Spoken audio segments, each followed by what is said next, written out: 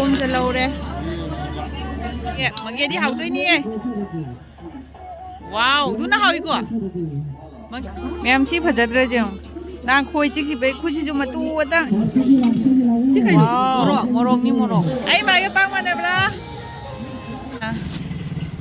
खरा लौरे हौजिकी से हईनौजे चारा करीनो फदोइबा मीदो पूरा कापसलगा पोंगल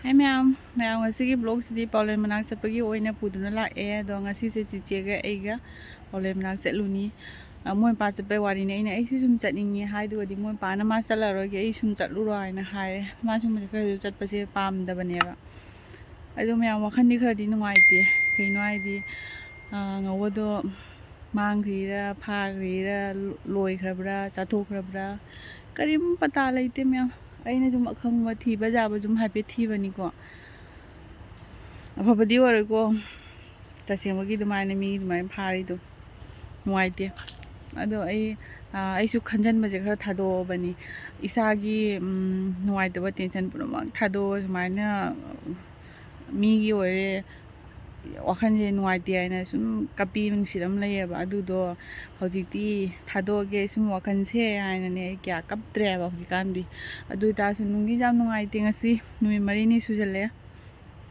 मैमदसु अमुसु सुम हाइगे अइ थादि थादेको माजे फंगनी हाइबा अंगोबो ओरगा बेल ब्लू मचु फाबा थाजद्रगसु सुम आसाम दि सुम हलकद्रा आइना खन्ना सुम हाइबदो हाइतारे अदुनि मैम पाउलेन मनाक तोइसे कालिसरादनीबा अदो मा हयेंग हंजिला काइनो माइ मफमदा नोगाव दाइरा कइनो चटलनी हाय अदुगी उनरुबा हाइगद्रा दो पोचे अमनि का पीरुबा अदुगी चिचेगा ममाजु चटनिंगे हाइदो युम मी लेतबैने मा लेहौरे मैम चिचे मनाक जौरगा अमु मखा उलागे नाव मनाक चलीरा हंगैयाबा इनेना माने माने सिलाइजे पक्चदे मोय ओंदा पूरा मतुम तारिबा सिजिरगा जाम थाद्रा ngasi जाम जांग लोइसलम एवानी आई खली नंग खरा गाइना दोरिको काइन खलला नेन खंग लोइसलम याम पाउलेन की पोट लौरेन आदु अचौबदुगा अदे मथकी अनि खगला कनो लौरो खजूरगा ओ सिनौ पूरा अकंबा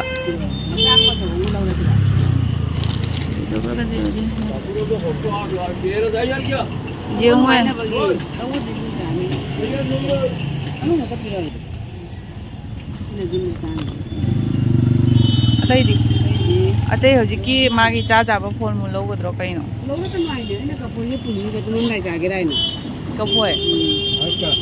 कफोय दोन कतंग लौरोना जेउना दो माना खनाउ नाय हायरगदी खनाउ का नाय दंगना जुनु कपोय मही थोको पोनीना इसिंग थोको पोनीना मैम सी निदा लौजे खरा लौरे हजिकु सी हईनौजे चारा करीनो फदोइबा मीदो पूरा कापसलगा पोंगलगा चाबय मतम नैते हाय मैम पाउलेना अदुना अखोय अकंगबा थंबजा अमा चना लौगिन सी अफबा पोट खतनी सी लौजिदी दुदी अमा खक सुम चार सुजाय नंग काप तोरो नद्रा केस पिदेरा इ यौनी इस हौजिबु यौनी से नौजे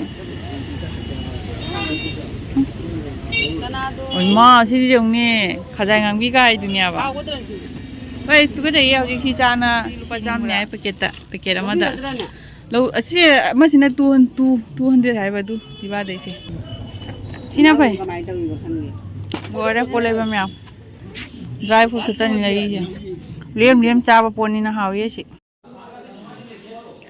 मैम लोयरे हल लगे सी जिने पाउलेन मथक तनी मोय लईसे सिगा मनुंगदा सिने एक्स्ट्रा पोट मैम दो सिगैसु पीबनी नने मोय हेंग चटोबने सि पूरे मैम कोई थोकलकना हलए वाओ एना हे कापगा मै थालैसे जौनी पेरिस टावर मई कापे मैम चप चारे चिचे हलकदा नागा चंगु से आइना लापा पाउलेन तो पूरा कोई ट्रेनिंग मनुंगी आई उल्नी जामिंदे ट्रेनिंग मनुंगी सक्का ओलम मैम दुना आई मीसु मैम लेबैने मा वीडियो का कापतेदा मैम 2025 लास्ट ꯃꯣꯏ ꯆꯣꯔꯀꯤ ꯆꯥꯎꯏ ꯆꯥꯎꯏ ꯍꯥꯏꯗꯣ ꯆꯥꯎꯏꯅꯦ ꯍꯥꯏꯒꯨꯝꯕ ꯆꯣꯔꯀꯤꯁꯦ ꯁꯤꯗꯤ ꯇꯣꯡ ꯉꯝꯖꯔꯣꯏ ꯁꯤꯅꯤ ꯉꯝꯗꯦ ꯀꯩꯅꯣ ꯉꯥꯎꯕ꯭ꯔꯥ ꯆꯟꯕꯤ ꯍꯣꯏ ꯆꯟꯕꯤ ꯍꯣꯏꯗꯤ ꯇꯣꯡꯒꯦ ꯍꯥꯏꯔ ꯇꯣꯡ ꯉꯝꯃꯤ ꯈꯪꯕ ꯑꯩꯈꯣꯏꯗꯤ ꯉꯝꯗꯦ ꯍꯥꯎꯏ ꯍꯥꯎꯒꯗꯕ ꯌꯥꯝ ꯂꯩꯔꯦ ꯑꯩ ꯆꯥꯅꯤꯡꯗꯦ ꯆꯦ ꯅꯪ ꯍꯧꯔꯕ ꯁꯤ ꯎꯔ ꯆꯥꯅꯤꯡꯕꯤꯗꯣ ꯐꯕ ꯋꯥꯠꯂꯤ ꯐꯕ ꯋꯥꯠꯂꯤ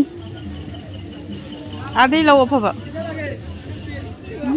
ꯃꯌꯥꯝ ꯃꯣꯏ ꯖꯦꯂꯤꯕꯤꯁꯦ ꯃꯥꯏ ꯄꯤꯝꯃ ꯆꯤꯅꯤ ꯊꯨꯝꯃꯣꯛ 5 6 ꯁꯨꯔꯦ ꯁꯤꯒ ꯇꯜꯂꯤꯌꯦ ꯁꯤꯅꯅꯤ ꯌꯥꯝ ꯊꯨꯝꯅ ꯆꯥ ꯉꯝꯗ꯭ꯔꯤꯁꯦ ꯑꯩꯗꯤ ꯖꯦꯂꯤꯕꯤ ꯆꯥ ꯉꯝꯗꯦ ꯑꯗꯨꯅ siga 9 sure.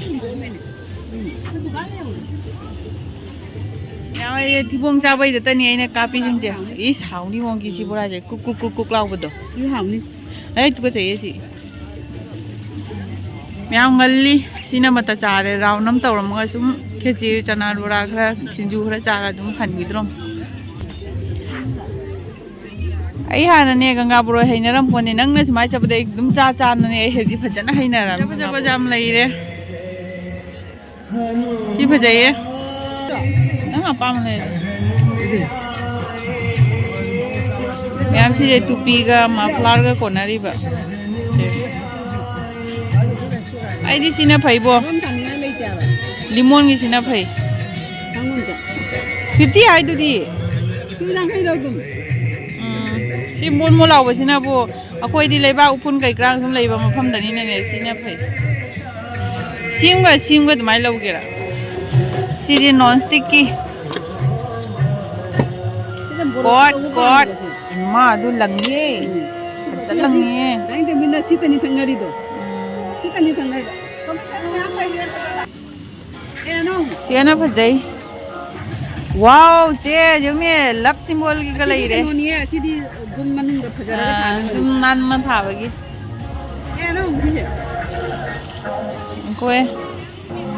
She don't pay near. She pay. Yeah, she's out. 150 and easy. Pajare. Aha, do not pay. I see don't pay. Karamana the bato one up here.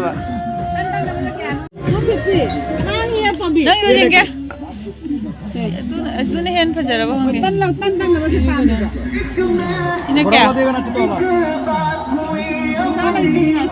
See, jam, don't jam or to see Zaida. See any sim Laura, what Jaggy, share Laura. I buy a bang whatever. Wow, ma'am. Chào ye, Jare. I see a guy being either Jackson or Tamdai now.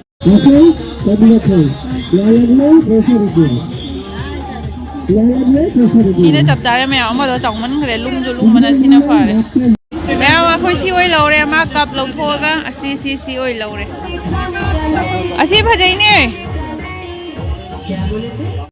si ju phajai ye si kap je mata chai wo pik tak taw ro si phajadre je na khoi chi ki be khuji ju matu wada is khoi chi ki be dak dai si phajai ngo Meow could do Pajaba. Some pineapple.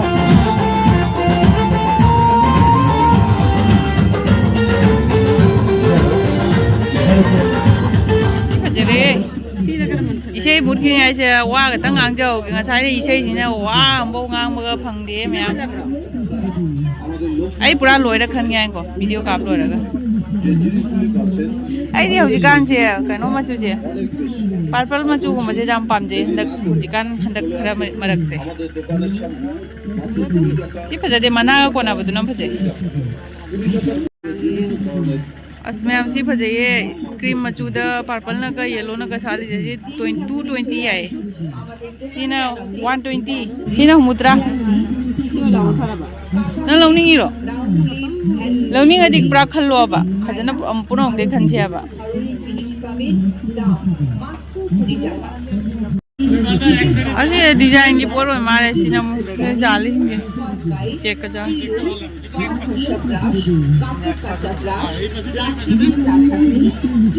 Line Y चाय रे ma'am line Y चाय रे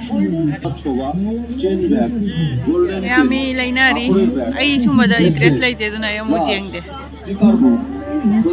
कोई जेता नहीं माता हूँ मात्र 20 টাকা 20 টাকা সব জিনিসের নাম তো মুখে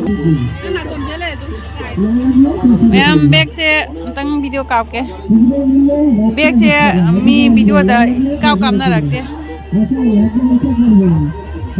बैग जाम भजा भजा वाला ही रे लाइनिंग में मी मरक में आगी कई बजानी ऐ मां मरक में आगी फना तुम भजा ही नहीं मुन मुन लाओ इब पीछे मुन मुन मुन लाओ इब से उई उई उई लाओ अया भाई ने ओगी पीछे भाई ने जामा जावा सिबा जाते अब माई से चाव बसिगा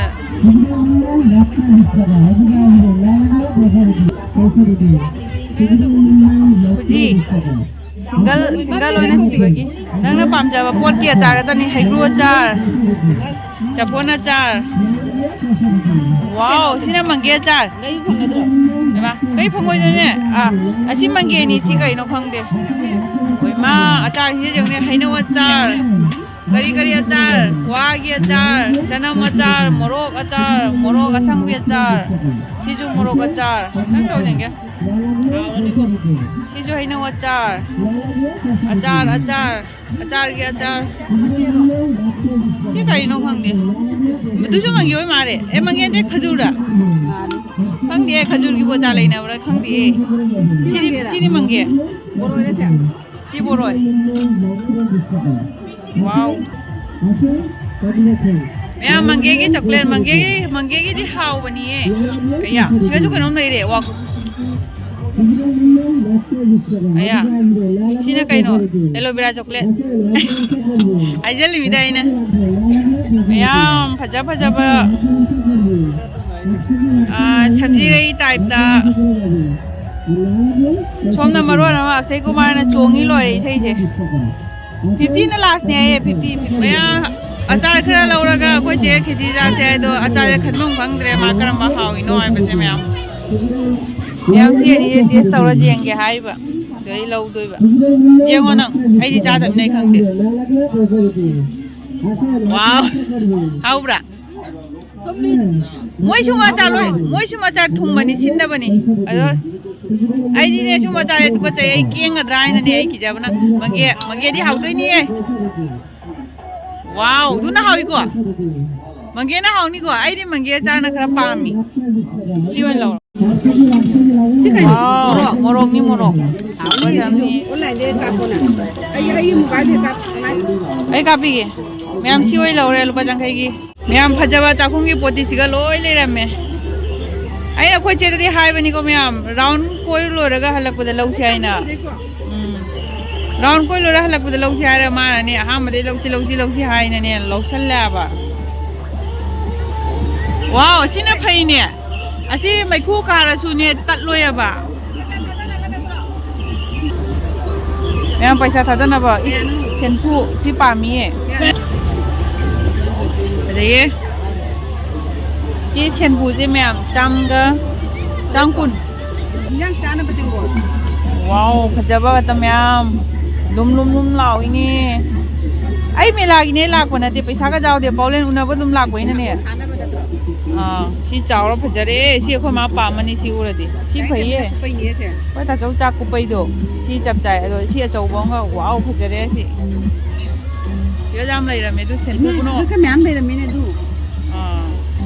अरे चाइनो न कई हाइगे राउंड चलुरगा हला लई से आइ नंग जादे तुलसीबोंग थाबगी लई थाबा तुलसीबोंग थाबगी तुलसीबोंग थाबा जे पामी ये सिदी फजा जाम लई रे हे सिदी आया नुआई नि जे मते मरांगी सिनाबा ti yang ko ta de se मखा दे सुम मति दे पाम दे आई पाम ओइ दे बा आई मखा दे सुम बसी मीन आई उबदा डिजाइन दो सुम बसिना को जाम फद्रगा सुने तब तो पाइ ꯐꯖꯩ ꯃꯌꯥꯝꯁꯤꯒꯁꯨ ꯉꯥꯏꯈꯣ ꯑꯩ ꯁꯣꯝꯒꯤ ꯑꯝꯇꯪ ꯀꯩꯅꯣ ꯌꯦꯡꯉꯛꯈꯤꯒꯦ ꯑꯩ ꯑꯁꯤꯒꯨꯝꯕ ꯂꯩ ꯏꯅ ꯑꯣꯏꯅ ꯒꯨꯋꯥꯍꯥꯇꯤꯗꯒꯤ ꯄꯨꯔꯛꯄꯗꯣ 이나나 과대에 보러보도 두 레이야 봐 이게 신에디 퍼져이 디자인 빠요 쟁여다 빠요 잘라 레이 들어 쟁게 퍼져이 두도 메코에 얼마 시바 미네 시레 비웅에 이게 아 정미 이니니 시레유나 시생 호당 레비우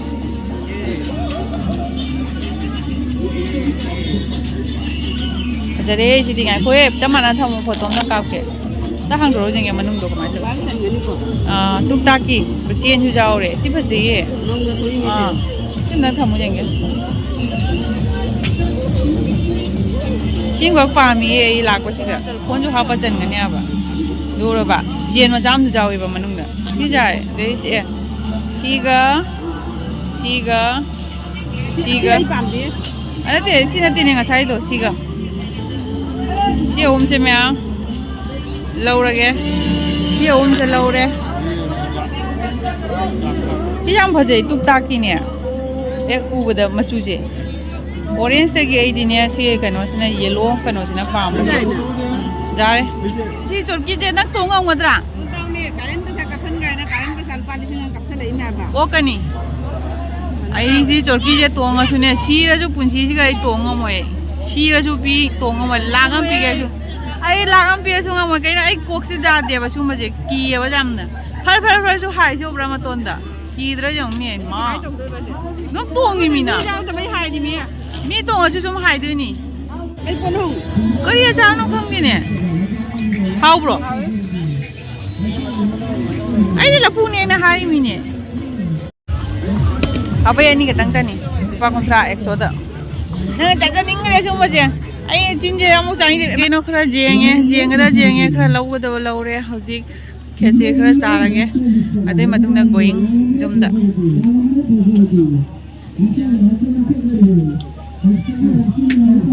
si se charaga halage ko magi ani khak tang lawri ba kanam cha da bani na ko chegi na ma moi ini gi jalebi lawre